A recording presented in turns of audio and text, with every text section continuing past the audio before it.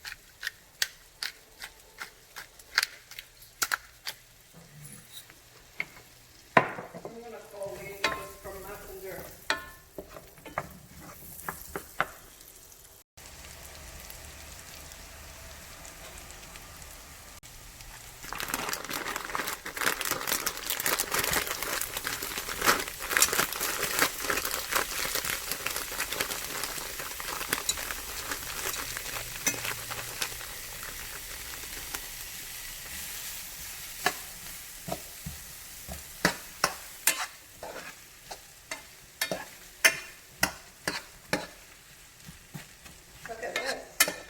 Today, to pray for